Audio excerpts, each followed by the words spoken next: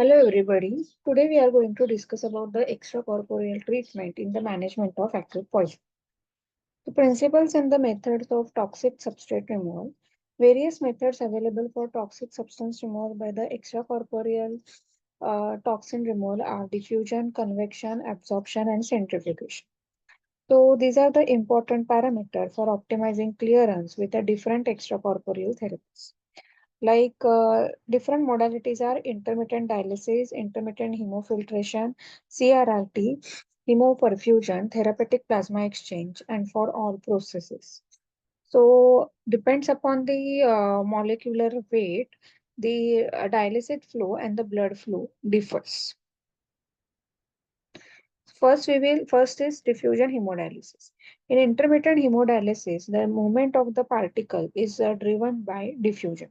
That is concentration gradient from the one compartment to the another through semi-permeable membrane. Characteristic influencing solid clearance to the diffusion include magnitude of concentration gradient, duration of therapy, and the filter composition. The maximum possible clearance of the solute corresponds to the slower of the two flow, which will be the rate limiting step. Clearance of the small water-soluble solute will exceed that of the larger particle because of the mobility of the solute difference, solute between the compartment influences the clearance. Target dialysate flow upon blood flow ratio of more than 2.5 is to 1 may be ensured so that clearance of small molecule is not restricted by dialysate flow. Concurrent direction of the dialysate flow provides 20% to 30% greater clearance of small molecule than concurrent direction of the flow. The increased blood flow also increases the clearance of middle molecule such as vancomycin when high flux filter is used. Similar results were shown in poisoning due to phenobarbital, lithium, phenytoin, where clearance plateaued when blood flow exceeds approximately 30 ml per minute in the context of dialysis flow of 500 ml per minute. Increase in the blood flow and dialysate flow are associated with the lesser increase in the clearance of middle-sized molecule by diffusion, such as vitamin B12 and beta-2 microglobulin, with no significant change for the larger molecules such as dextrin. The blood flow is usually limited to less than 400 ml per minute when using intravascular catheter due to blood turbulence and resistance in the tube. Augmenting dialysate flow increases the clearance by approximately 10 to 20% for small molecular weight molecule, but does not affect the clearance of the larger molecule. There is improved clearance of larger molecular weight solute relative to the smaller molecular weight solute with high flux membrane. The simultaneous use of the more than one filter, even two district circuit, can increase the clearance. The benefit of either configuration provides incremental clearance gain of approximately 5 to 7% due to the effect of increasing surface area of filtration and improving clearance of small molecule, particularly in very large size patients. Albumin dialysis may facilitate the clearance of highly protein-bound toxin because the unbound fraction diffuses into dialysate site where it binds to the albumin and distract. There will be the protein binding disequilibrium on the blood side, and the more drug would become unbound and cross the membrane to be clear. The favorable impact of the larger albumin concentration on the clearance of protein-bound toxin has been observed for diazepam, valproic acid, and carbamazepine. Intermittent hemodialysis is frequently available, least expensive with the fewer complication, and the quickest to implement when compared to hemoperfusion, therapeutic plasma exchange, or albumin dialysis. The ability of intermittent hemodialysis to treat concomitant metabolic disorder and its significant clearance capacity for wide spectrum of toxin clearance are main reason why intermittent hemodialysis remains the treatment of choice for most poisoning. The duration of intermittent hemodialysis in poisoning can be prolonged depending on the clinical setting and nursing availability. Dialysis is usually tailored to patient requiring dialysis, as these poison patient may have very different metabolic profile than one with the renal failure. Convection and the hemofiltration. The hemofiltration, poison, and the solvent are simultaneously removed by convection and replaced by physiological solution, where intermittent hemodiafiltration combines convection and diffusion. In convection, there is movement of solvent and solute according to pressure gradient, that is solvent dry, and to maintain volume hemostasis. An ultra pure replacement fluid is reinfused to the patient. Convection efficacy is mainly depend on the size of the dialyzer membrane pool. Convection allows the removal of the poison as large as 25,000 Dalton. As the large majority of known poison have the low molecular weight, that is less than 2000, hemofiltration would not seem to be more advantageous than than hemodialysis in the majority of poison. Factors influencing solid clearance during convection include blood flow, ultrafiltration rate, the site of fluid replacement, type of hemofilter. Solid clearance increases when either blood flow and the ultrafiltration rate is increased. The difference in the clearance between the convection and the diffusion increases as the solute molecular weight increases. Increase in the blood flow have more limited effect on the removal of larger molecule such as beta 2 microglobulin compared with the smaller molecule. Post dilution hemofilter is associated with increased risk of clotting of filter and requires anticoagulation, which is not essential in pre-dilution. Clearance of middle size solute up to 10,000 Dalton are higher with high flux membrane and become negligible with molecular weight of more than 20,000 Dalton. Another advantage of larger filter surface area is that it can withstand the greater transmembrane pressure for longer period of time, allowing higher blood flow and the convective fluxes across the membrane. Protein leaking membrane, namely high cutoff or superflux membrane, are highly permeable membrane with improved removal of protein bound solute and the large size unbound solute at expense of heavier albumin loss. Protein leaking membrane can be used for poison that are highly protein bound. Considering the fact that albumin loss likely has negligible clinical significance when these filters are used for limited number of sessions. Diffusion and the convection have the comparable effect on the clearance of smaller molecular weight molecules, that is less than 500 to 1000. When convection provides higher clearance of middle molecular weight molecule, that is 1000 to 10,000 Dalton compared to diffusion. Therefore, clearance of the smaller molecular weight molecule can be enhanced by adding convection to diffusion, thereby increasing the total effluent rate.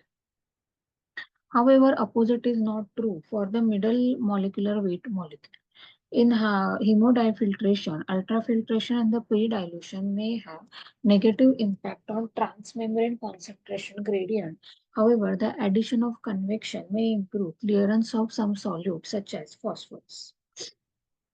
Continuous renal replacement therapy and sustained low efficiency dialysis. CRRT are often used in the critical care setting to manage acute kidney injury, especially fluid overload, hemodynamically unstable patient. Poison clearance with the CRRT is 50% to 80%, less than obtained with intermittent modalities because of lower blood and the effluent flow rate. For example, clearance for methanol are usually limited to under 50 ml per minute with CRRT, while they surpass 200 ml per minute with IHT. CRRT following HD session is used by some clinicians to minimize re-increase in poison clearance or rebound. Sustained low efficiency dialysis is hybrid technique usually provided as prolonged treatment using both reduced dialysate flow and the blood flow and differ from CRRT in three areas, namely shorter duration, higher QD than CRRT and can be administered using the same equipment as standard intermittent hemodialysis. Although SLADE uses higher dialysate flow than CRRT, smaller solute clearance between these two modalities is reportedly similar.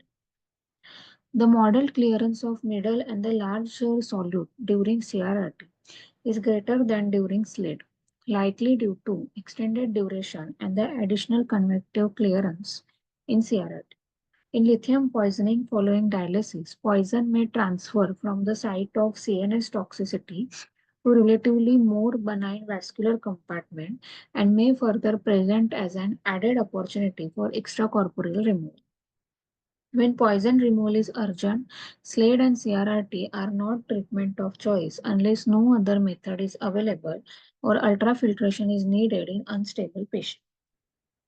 Now about absorption and the hemoperfusion. Absorption is the process by which particle located in the blood compartment blind irreversibly or irreversibly to the surface of the column. Its contribution to the total clearance is variable and cannot be easily predicted by considering the type of filter and or molecular weight of the poison. It has minor effect on the clearance compared with the convection and diffusion and is more pronounced for middle and the large molecular weight molecule and largely occurs within first hour after filter change. During hemoperfusion, whole blood passes through charcoal coated cartridge onto which poison can be absorbed. However, hemoperfusion requires the greater systemic anticoagulation than do other extracorporeal toxin removal. Prescribed blood flow must not exceed 350 ml per minute to avoid the risk of hemodialysis. Hemoperfusion also non-selectively absorbs platelet, white blood cell, calcium, and glucose. Further, charcoal cartridge costs 10 times more than the high efficiency dialyzer and does not bind all poison and need to be replaced every 2 hours because of the cartridge saturation which decreases the poison clearance.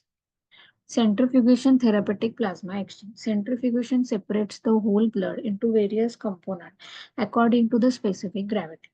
The most important factor influencing clearance with the centrifugation is the total volume of plasma exchange per session. In the treatment of poison patient, the American Society for Apheresis guideline recommended an exchange volume of 1 or 2 total plasma volume per day until clinical symptoms have decreased and the release of toxin from the tissue is no longer significant. Poison clearance during this technique cannot exceed 50 ml per minute. Their role in the treatment of acute poisoning is only considered for tightly or highly protein bound poison that is more than 95% and poison with the molecular weight over 50,000 daltons, such as monoclonal antibody. But even then, benefit is debatable considering complication of the technique, including bleeding, hypocalcemia, and hypersensitivity reaction. Clearance capacity for therapeutic plasma exchange is much lower than that of the IHT, IHF, and the hemoperfusion. There is some support for it in the exposure to the mushroom, amanita, phalloid, thyroxine, vincristine, and cisplatin. It should be considered when alternative extracorporeal toxin removes are useless and unavailable while taking into account its higher cost and complication rate. Now about peritoneal dialysis. The use of peritoneal dialysis is infrequent in poisoning due to its limited clearance capacity. For example, clearance of theophylline are 10 ml per minute with peritoneal dialysis compared to 85 ml per minute with IHT. Now about exchange transfusion. In toxicity, the exchange transfusion is seldom used but has been described in poisoning with the xenobiotics highly bound to erythrocytes such as cyclosporine or tacrolimus and to treat methemoglobinemia induced by toxic exposure. Exchange transfusion has an advantage of being simpler to use in infant and has been tried in that patient population for poison to salicylate, theophylline, and barbiturate. Now, CSF fluid exchange, cerebrospinal fluid exchange, is occasionally performed in patients with life-threatening neurological symptoms to certain poison.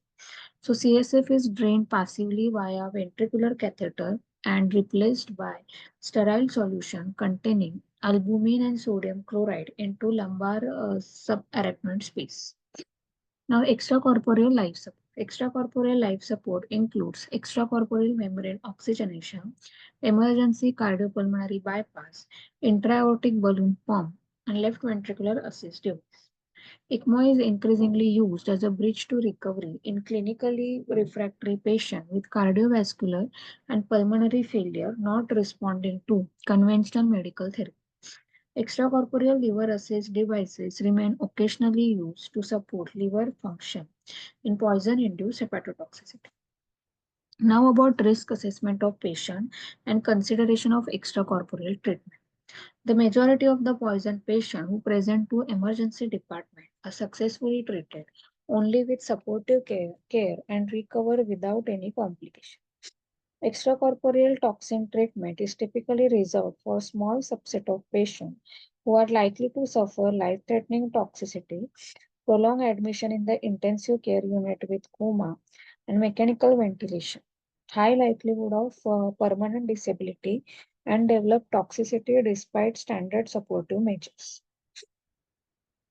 So, extracorporeal toxin removal is usually not indicated if poison has limited intrinsic toxicity, but if estimated threshold dose or plasma concentration is not associated with toxicity. Apart from antidote, which can prevent, limit, or reverse toxicity, several therapies may either prevent absorption or enhance elimination. When these alternative treatments are either not available or unlikely to be sufficient, timely consideration for extracorporeal toxin removal is indicated if poison is considered dialysis. Indication for extracorporeal treatment. Exposure to poison likely to cause serious morbidity and mortality. Poison toxicity unlikely to be prevented or reversed by antidote. Poison toxicity unlikely to be minimized by treatment that prevent absorption and enhance elimination. Poison's endogenous clearance is less than 4 ml per minute per kg. Volume of distribution is less than 1 to 2 ml, 2 liter per kg. Now, characteristic of poison treated with extracorporeal treatment. Dialyzability of the poison depends on the physiochemical and toxicokinetic property. The primary determinant of the poison removal by extracorporeal toxin therapy are uh, molecular weight, volume of distribution, hydrophilicity, lipophilicity, protein, tissue binding, and endogenous clearance. Low molecular weight poisons are easily dialyzable. High efficiency, high flux dialyzer with the diffusive modality are capable of clearing poison in the middle molecular range of less than 15,000 Dalton. Convective modalities such as hemofiltration and hemodiafiltration allow clearance of solute approaching 25,000. New new HCO and the middle cutoff membrane uh, may remove poison up to 50,000 Dalton. Extracorporeal toxin removal only clears poison from intravascular compartment, so poison exhibiting smaller volume of distribution. Early preemptive initiation of extracorporeal therapy during absorption and distribution phases may promote the removal of significant amount of poison with large volume of distribution. Hydrophilic poison distributes primarily in the total body water, exhibit the smaller volume of distribution, and more readily removed by extracorporeal toxin removal. Whereas lipophilic poison distribute throughout the extravascular tissue, especially adipose tissue, leading to the larger volume of distribution. The degree of plasma protein and tissue binding of poison is inversely related to its extracorporeal clearance because only unbound poison is removed by most of the extracorporeal toxin removal techniques. Poison that are more than 80% protein bound are poorly removed by hemodialysis. Some drugs like salicylate and valproic acid have high protein binding ability at therapeutic concentration, but saturate at high plasma concentration, increasing free concentration and rendering them more easily removed by extracorporeal toxin removal technique. If endogenous clearance is high, then the extracorporeal toxin removal is unlikely to benefit unless there is impaired kidney function. Indications other than poison removal may be the reason for extracorporeal toxin removal. Now, dialysis prescription to maximize clearance. As earlier explained, the dialysis prescription to maximize extracorporeal elimination are higher blood flow, higher dialysis flow, higher ultrafiltration rate, and post-filter replacement with the uh, high flow, larger filter and kidney and longer duration. The solute clearance cannot exceed the lowest flow rate, that is plasma flow rate in case of hemodialysis and effluent flow rate in case of CRRT. An increase in effective flow rate or the filter size will produce an approximately proportional increase in the solute clearance at the lower flow rate, but there is smaller incremental increase in the clearance at high flow with diffusion than the convection technique. What to be monitored during extracorporeal treatment for the poison patient? Initiation of extracorporeal treatment during absorption phase is beneficial because larger proportion of the poison in the intravascular compartment is available for removal by extracorporeal technique during this time. The duration of extracorporeal toxin removal should be tailored to clinical situation, so the routine 4-hour treatment reserved for patients with end-stage kidney disease should be challenged in the treatment of poison patients.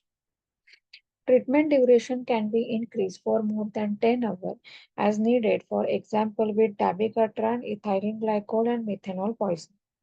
A precise estimate of duration of extracorporeal toxin removal to achieve target concentration is possible when elimination half-life is calculated using serial plasma concentrations obtained during treatment, allowing for individualized decision making, like in ethylene glycol and other poisons.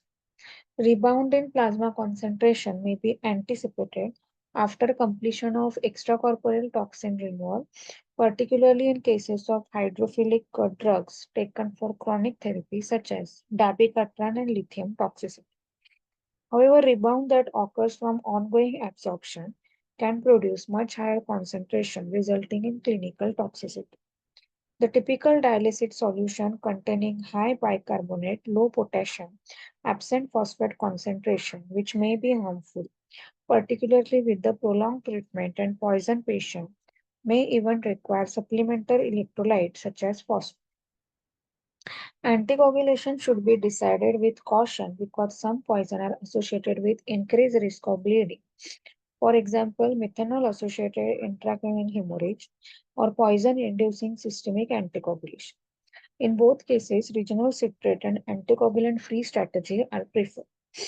Pre-dilutional IHDF can be performed without anticoagulation, where post-dilution IHDF usually requires anticoagulation because of increased viscosity of blood in hemofilter. Now, extracorporeal treatment in the poison group. Group of experts in 2010 met to discuss the terms of reference to develop guideline on the use of extracorporeal treatment, toxin removal in severe poisoning based on systemic reviews of literature combined with the multidisciplinary expert consensus. The work group reviewed several poison and provided recommendations that include specific indications for extracorporeal toxin removal.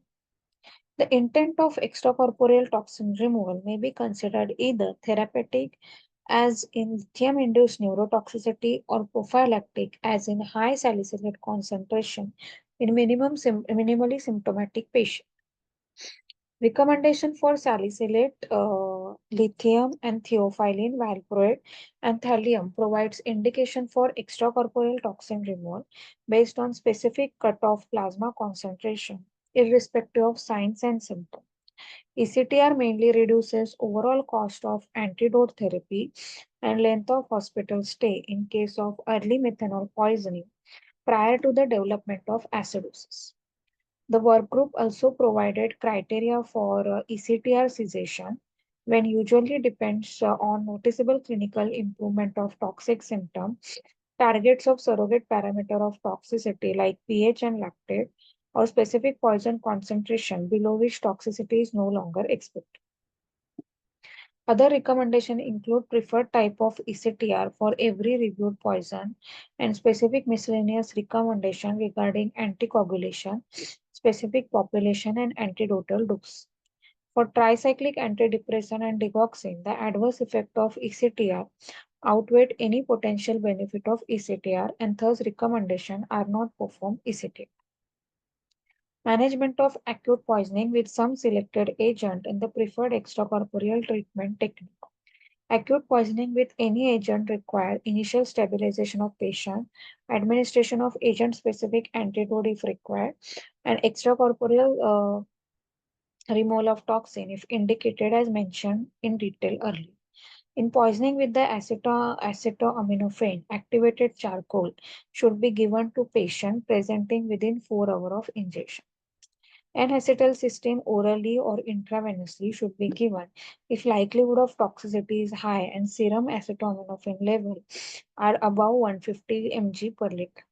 Although acetaminophen is easily removed by dialysis or hemoperfusion, NAC remains treatment of choice. Aspirin is well removed by hemodialysis due to low volume of distribution. In barbiturate, poison removal with hemodialysis using synthetic membrane dialysis equals that of the hemoperfusion and should be contemplated in case of prolonged coma in spite of activated charcoal and urinary alkalinization. In case of paracute poisoning, survival depends on amount ingested and the plasma level with respect to time of ingestion. Plasma level above 3 mg per liter is usually fatal, regardless of when it is measured. Repeated and continuous hemoperfusion may be needed, and hemodialysis should be used in first 24 hours after poisoning. Use of antioxidant is investigation. Lithium is very well removed by hemodialysis. Hemodialysis should be considered when the serum lithium level is more than 3.5. Serum lithium is more than 2.5 in patients with symptoms or with renal insufficiency and when levels are expected to rise following recent massive injection. Due to rebound following hemodialysis, repeat dialysis session may be required until serum lithium level remain below 1 mmol for 6 to 8 hours after dialysis. Hemodialysis has minimum role in the treatment of beta blocker overdose and is effective only with the hydrophilic and minimally protein bound beta blockers such as atenolol, nodalalol and sotalalol, acetobutalol and atenolol are reportedly removed by hemodialysis, but drugs such as propanolol, metoprolol and timolol are not. CRRT can be used if patient is unable to tolerate a traditional hemodialysis due to pronounced hypotension. In severe ethylene glycol and methanol poisoning, hemodialysis should be initiated as early as possible if any one of the following is present. Like severe acidosis, pH is less than 7.25 to 7.3, renal failure, visual signs and symptom, deteriorating volume sign despite intensive support care, or ethylene glycol or methanol use more than 50 mg per dl unless omeprazole is being administered and the patient is asymptomatic with normal pH. Theophylline is well absorbed by charcoal, so activated charcoal should be used in significant poisoning, even with IV theophylline overdose. Hemoperfusion or high efficiency hemodialysis is indicated if vomiting prevents the use of activated charcoal or it can be used in addition in patient with severe hypotension and arrhythmia. In acute intoxication with level above 100 mg per liter and chronic toxicity with the level about 60 mg per liter, hemodialysis and hemoperfusion should be considered. Simultaneous hemodialysis and charcoal hemoperfusion should be considered in case of extreme theophylline intoxication. Preferred extracorporeal toxin removal and initial management in case of poisoning due to some important agent are summarized in a subsequent table that we will see. So the level of recommendation as removed by extracorporeal treatment poisoning by extreme group is recommendation against digoxin and TCA. It is neutral for phenytoin. It is suggested for acetaminophen and carbamazine, and it is recommended for barbiturate, lithium, methanol, metformin, salicylate, thallium, theophylline, and valproate. Now the management of acute poisoning with some selected agent. Acetaminophen, the initial management is N-acetylcysteine. Preferred technique is hemodialysis and hemoperfusion. It is moderately water soluble and minimally protein. Then the next toxin is aspirin. The initial treatment is urinary alkalinization. The preferred technique is hemodialysis when serum level is more than 90 mg per DL or there is evidence of acidemia, neurological involvement, non-cardiogenic pulmonary edema. Volume of distribution of only 0.15 liter per kg and drug is only 50%, about 50% protein bomb. Digoxin molecular weight is 781 Dalton. Initial management is correction of dyselectromia, alkalosis, and orally activated charcoal administration. Preferred technique is hemoperfusion and the plasmapheresis. In dialysis patient, FAB therapy. Volume of distribution of digoxin is large, that is 8 liter per kg, and drug is 25% protein bound. Only 5% of the body load is removed by the hemodialysis. Then the lithium carbonate, the molecular weight is 7 Dalton. Initial management is prompt rehydration, stop diuretics, sodium polystyrene sulfonate. Preferred technique is hemodialysis with high clearance dialyzer for 8 to 12 hours as lithium is rebind. Prolonged continuous hemodifiltration reduces rebound of lithium post treatment. 0% protein bound with the volume of distribution of 0.8 liter per kg. Repeat dialysis may be needed until serum lithium level remains below 1 mmol for 6 to 8 hours after dialysis. Then paraquat poisoning, the initial treatment is gastric lavage, activated charcoal or fillers earth with the catheter. Then the preferred technique is hemoperfusion. Then remarks is repeated and the continuous hemoperfusion to maintain plasma level of less than 0.1 mg per liter. Large volume of distribution and slow intracompartmental transfer rate. Now the next is beta blocker. The initial management is by beta agonist and high dose glucagon. Preferred technique is consider hemodialysis and hemoperfusion only when treatment with glucagon and other pharmacotherapy fails. Nodalol, sotalol, and atenolol are removed by hemodialysis. Acibutolol is dialysable. Propanolol, metoprolol, and timolol are not removed by hemodialysis. Then the next is barbiturate. The preferred technique is urine alkalinization, and preferred modality is hemodialysis and hemoperfusion. Ethylene glycol, the initial management is the management of acidosis with soda bicarb. Antidote is fomepizole, judicious intravenous fluid, pyridoxine, and thiamine. Preferred modality is the hemodialysis. Hemodialysis until acidosis has resolved and the level has become less than 20 mg per day. Repeat dialysis may be needed due to rebound elevation due to redistribution. Then the next compound is methanol. Initial treatment is soda bicarbonate. Antidote is ethanol or fomepizole. The preferred technique is the hemodialysis. Hemodialysis will be continued until acid is corrected and serum methanol is less than 20 mg per day. Then the next compound is the isopropanol. Earlier modality is correction of hypotension and hypoglycemia. The modality is the preferred modality of the choice is hemodialysis. If isopropanol level is more than 40 mg per day, neurological depression and renal failure or hypotension. High serum osmolar gap without acidosis is associated with increased urinary and serum acetone level and is highly suggestive of isopropanol poisoning. Then about mushroom poisoning, the initial treatment is activated charcoal, silibinium, referred to poison center and liver transplant center. The preferred technique is hemodialysis and hemoperfusion. Plasmapheresis is the treatment of choice.